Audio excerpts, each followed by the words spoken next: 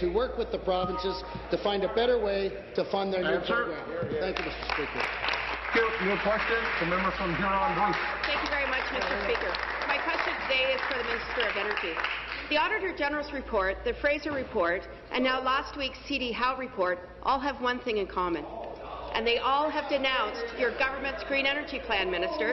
In fact, C.D. Howe Institute said the Ontario power sector today has an oversupply, rising prices to final consumers, as well as volatile and contradictory policies.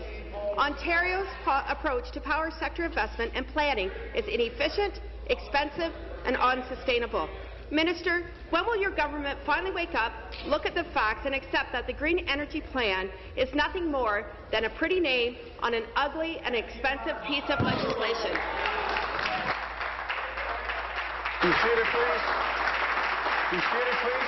Thank you. Minister of Energy. Mr. Speaker, what we're talking about essentially here is renewable energy.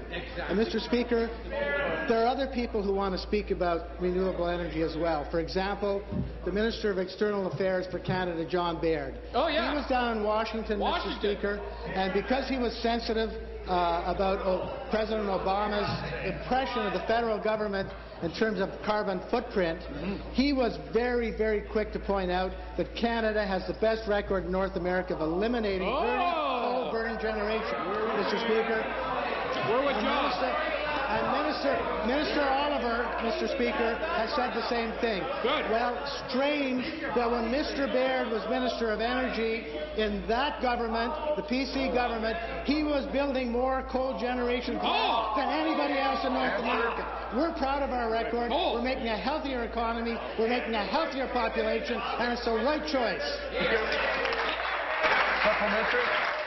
I have to tell you, and the Minister, my father lived permanently on oxygen for 12 years, and this nonsense and this ongoing spin has to stop.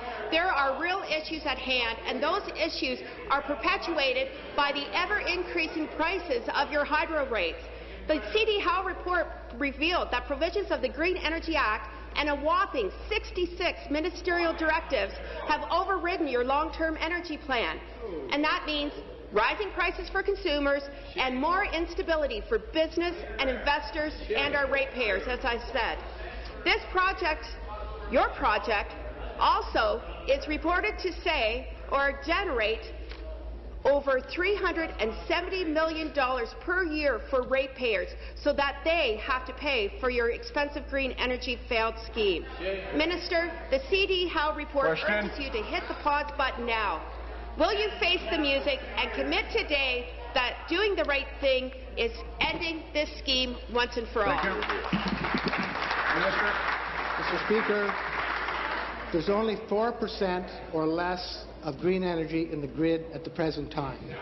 If there's pressure on prices, Mr. Speaker, it's because for 10 years the Progressive Conservative government made no investment in the energy sector. They had declining megawatts, they had declining transmission, Mr. Speaker. This government had to build an energy system almost from scratch. We've created 13,000 megawatts, Mr. Speaker. We've improved over 7,500 kilometers of transmission, Mr. Speaker. And that is rate base. That goes on the rate base. It pushed the rates up. Thanks to them, we have taken some steps to mitigate, Mr. Speaker. The clean energy benefit is reducing 10% off the electricity bills for families, small businesses. They should take the blame for rising prices because we had to build a system from scratch. Thank you. No question.